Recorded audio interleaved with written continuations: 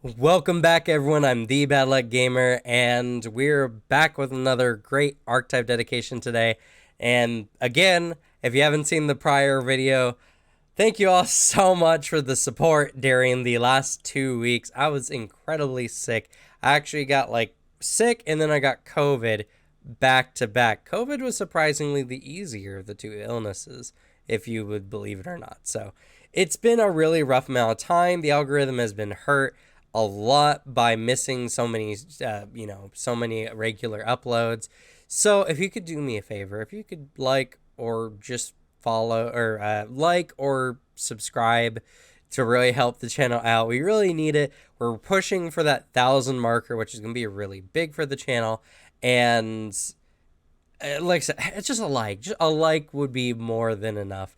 We just need to get some eyes on the current material, and that's already going to be hard enough as is. So, if you do me that solid, I'd highly appreciate it.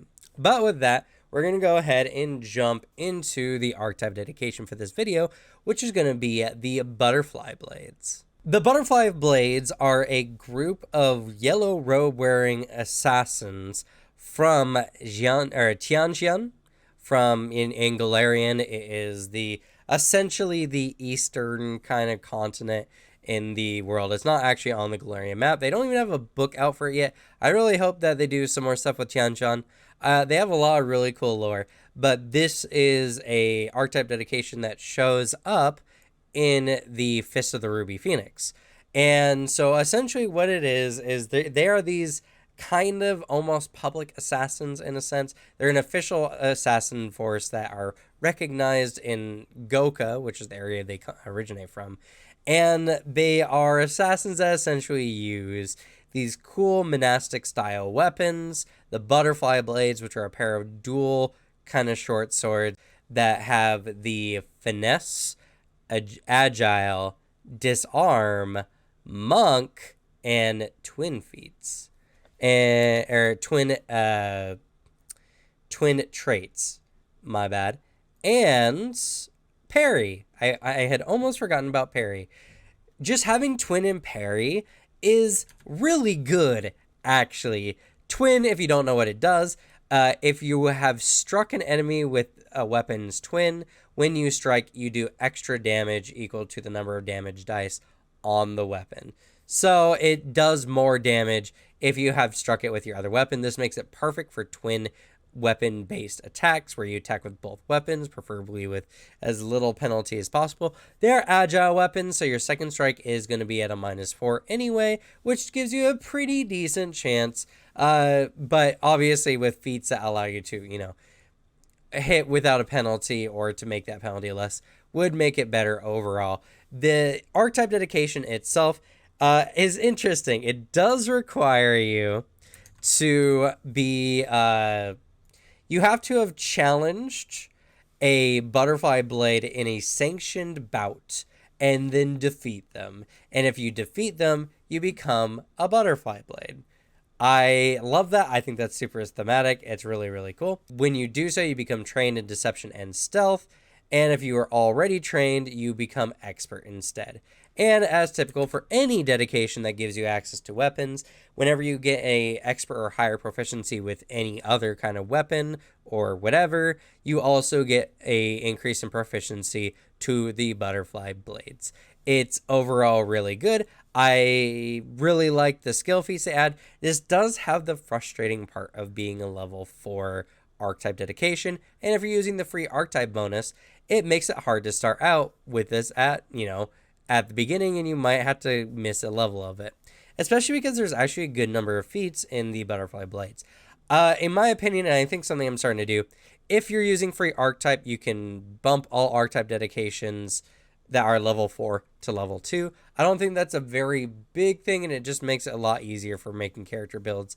If not, honestly, this is still not a bad archetype dedication to pick up later, because the initial archetype dedication just gives you extra in deception and stealth. So, if you pick it up at level 6 and you haven't upped those two yet, you get 2 free upgrades, and you get access to a pair of really good weapons. And they're swords that essentially are like dagger length, which is pretty cool overall. These weapons are really, really solid, and they make a lot of this archetype dedication really worth it. But let's look into more of the feats. Clever Gambit. Now, actually, Clever Gambit is a very interesting one because as a prerequisite that you have to be a mastermind racket rogue.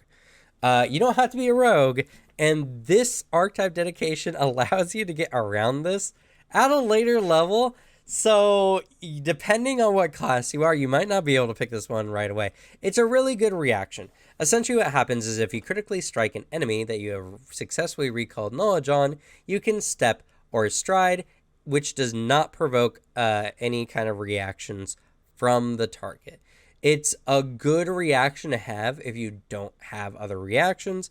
Makes it perfect for Rogue, for instance, and maybe even something like Monk, who knows. So overall, it's a good feat. We'll get into a little bit later. We'll put a pin in it for now. We'll tell you how to get past that prerequisite, which is really weird.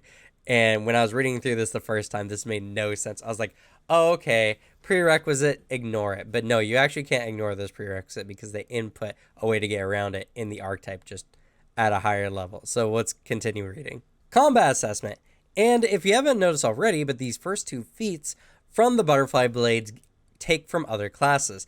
In fact, there's a minimum of 3 classes that this archetype takes feats from, like at minimum.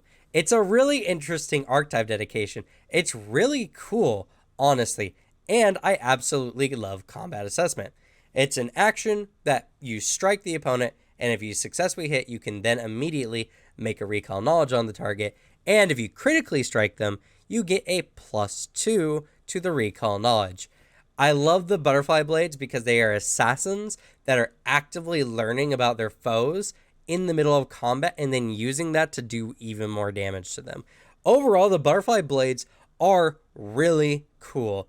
The archetype dedication itself is super flavorful, and I can only imagine, I haven't played Fist of the Ruby Phoenix, so I don't know what part they play in that, but I do genuinely think that these feats are really, really good, and they're going to keep stacking on to themselves.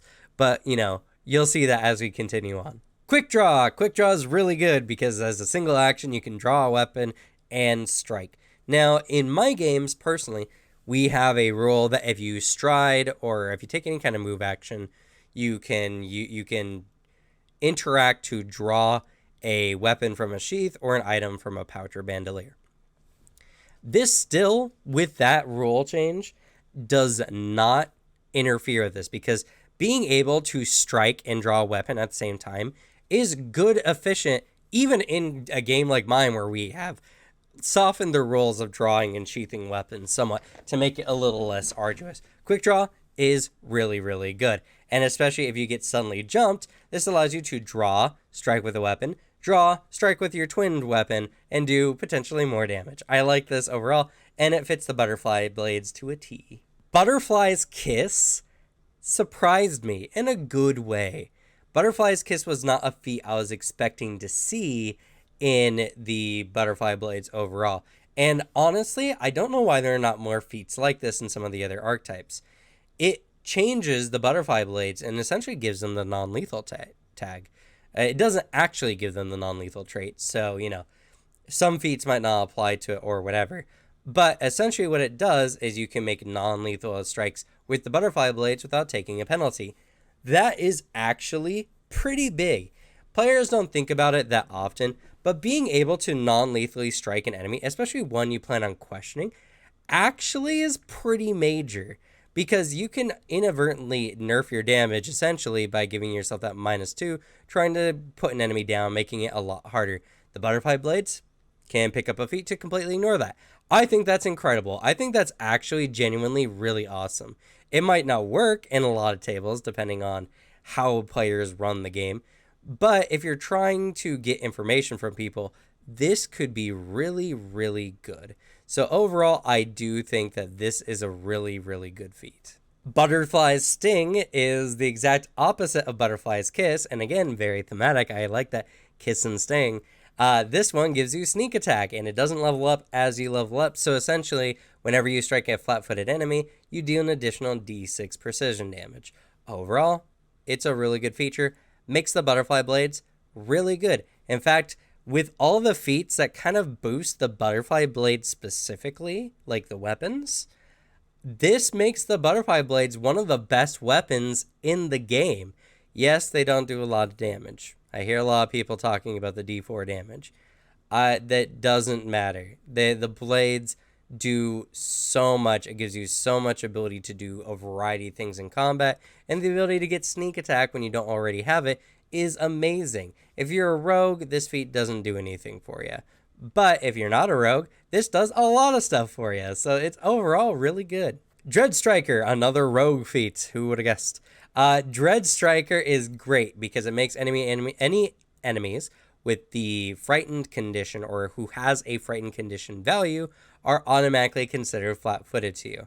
This is really good. It can help with a intimidate style build, or you can have magic that can fear an enemy to allow this to be, very effective. Or if you're partied up with like a barbarian who has a rage, scary to death style build, this can benefit from that as well. Overall, another good feat that just makes you more efficient at backstabbing people in combat. I love the butterfly blades. They're really cool. I think they get a lot of really good feats that synergize so well together. This is probably one of the best made archetypes I've ever seen, at least this far in the list. It's really, really good. Remember Clever Gambit from before? Remember I told you to pin that? Let's take the pin out of that, and we're going to look at Masterminds Eye. So a Masterminds Eye is when you successfully recall knowledge, right? When you successfully recall knowledge on a creature, that creature is flat-footed against your attacks until the start of your next turn. And if you have critically succeeded it, they're flat-footed against all your attacks for a minute. This feat serves as the rogue's mastermind racket for the purpose of meeting prerequisites. Now, this is a level 6 feat. That's only one level, or 2 levels technically, but the next feat level above when you could have gotten Clever Gambit. And in fact, it's actually, you couldn't get Clever Gambit until level 6 at minimum anyway, because you get the archetype dedication at 4. So you need to pick up Mastermind's Eye before you can take Clever Gambit. And Mastermind's Eye is pretty good. You get benefits for recalling knowledge on targets anyway. So this is just it's gonna add. It adds all together. It blends really well, and it gives you access to Clever Gambit. Why did they do this? Why did they just not remove the prerequisite for Clever Gambit? I don't know. Maybe they felt that Clever Gambit needed an extra prerequisite, I guess. I don't know. Why couldn't they have just made Clever Gambit literally like a higher level, like 8, and then just put Mastermind's Eye? I don't know. I don't know. Don't ask me. The feats are put together weird, but again, this blends really well with everything. You're using the knowledge on your enemies to do extra things to them. This is to make them flat-footed, and then to do more damage with them using things like Clever Gambit. So overall, Clever Gambit allows you to move. The other one, what was the other one? It was it combat assessments? No, what was the I don't remember. Maybe it's a later feat. Maybe I'm getting myself confused, thinking too far ahead. Either way, it works really well together. Deadly Butterfly, another inventive, creative, and amazing feat. So, what does it do? It gives you critical specialization for butterfly blades. Okay, you're probably telling me there's a lot of other archetypes that do that. Well, my friends, you're wrong, because you know what? This feat here also allows you to pick between the butterfly blades critical specialization, which is swords, which I believe makes enemies slow 1, right? For let me double check sword real quick. Oh, while I'm looking at this, I realize butterfly swords are a advanced weapon. That's pretty unique, honestly. No, they make your enemy flat-footed to you, which is good for critically striking an enemy. But With the feat, you can use the knife critical specialization instead, which bleeds the enemy for a d6. And a d6 persistent damage is really, really good. Let me double check. D6, yeah, D6 persistent bleed damage. It's really good. I wish more critical specialization effects did something like this in feats, because it allows you to change up. You can only benefit from one, so you can't make an enemy flat-footed and persistently bleed. You have to pick, but you can do so when you critically strike an enemy.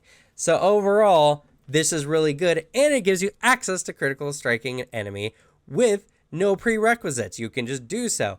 That's very rare in this game. That's incredibly, incredibly rare in this game. You have no idea. It's a really good feat. Last but not least, in this very typical dichotomy-styled feat, we have Innocence Butterfly, which counteracts Deadly Butterfly from the feat before. What this allows you to do is once per day cast a 6th level spell called, Aura of the Unremarkable, as a divine spell, and the DC for it is based on either your class DC or spell DC, and this is a divine spell if that would matter, which is really good. It allows you to use your class DC. So if you are playing something like a rogue or even like an investigator, this actually works really well with them, because they typically have higher class, base DCs compared to spellcasters who get standardly higher spell DCs. And a spellcaster with this archetype dedication wouldn't be that bad either. I mean, at most you're looking at expert with whatever proficiency you are, but I think it could be pretty good. Anyway, let's look at what Aura of the Unremarkable does. This is a pretty big spell, and this is a spell that was introduced in Fist of the Ruby Phoenix. So it's a spell that lasts a minute, and you create a 30-foot emanation. It's 2 actions to cast, that's somatic and verbal. And essentially what happens is that anyone outside the emanation sees what's going on as being completely normal.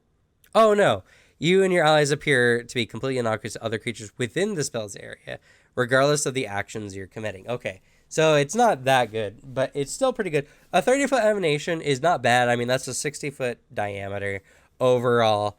And this is really funny, because no matter what you're doing, your actions look innocuous. So if you're in like a back alley or something, and someone like walks in to see what's going on, if you're like threatening someone's life, you look like you're asking them for directions. It's great.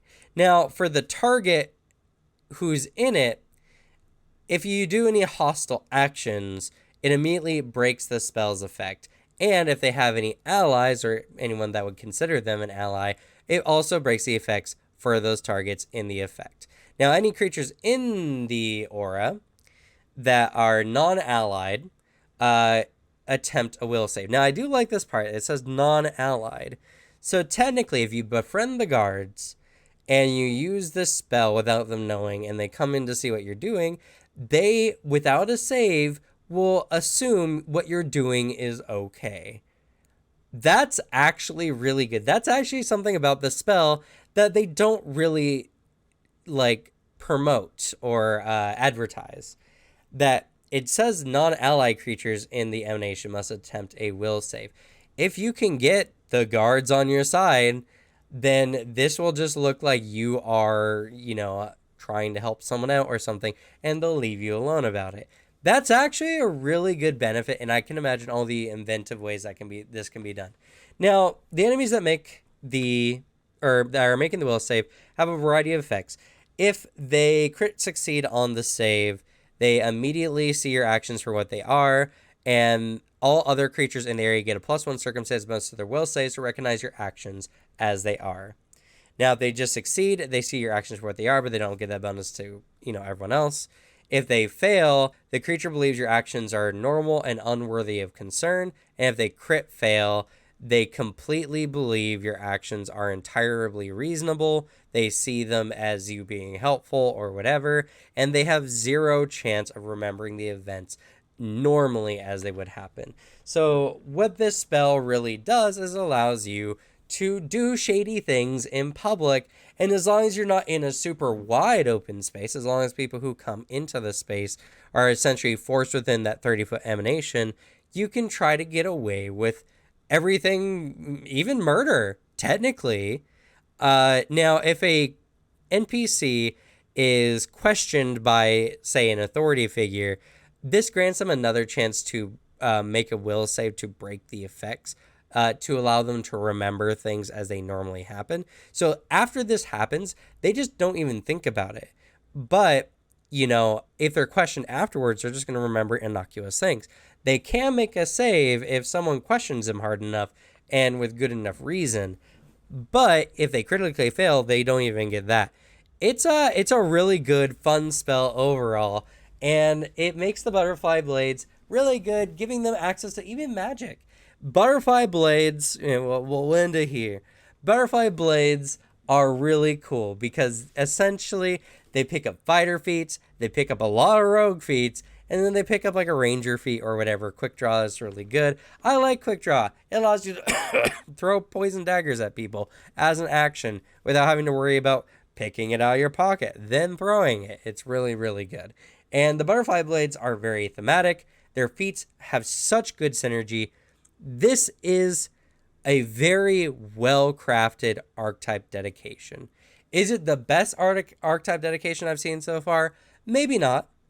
But they're blended so well. They are designed nigh on perfectly. I absolutely love the butterfly blades.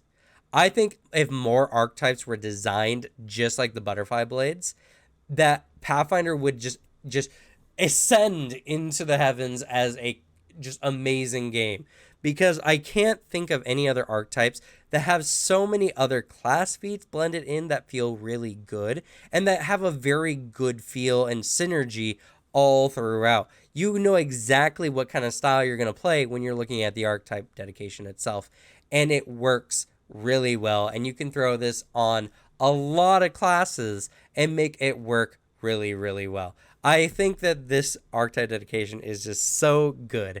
I hope you all enjoyed this video. I really do. This one is a really good one to make. And this is going to end the B category. So we're going to have a tier list for the A to B archetype dedications. And this tier list I will be upgrading as I go through the rest of the archetype dedications. And of course, we'll be adding whatever archetypes might be added into what we've already done up until that point. And I'm excited. I'm very excited about everything that's going to be happening. There's a lot coming up this month, especially, that's going to be really good. I'm sad that things got postponed 2 weeks, but that's the way the cookie crumbles sometimes. So with that, I'm going to go ahead and say thank you all so much for watching. I hope you have good luck with your games. Leave the bad luck to me, and I'll see you all next time. Bye.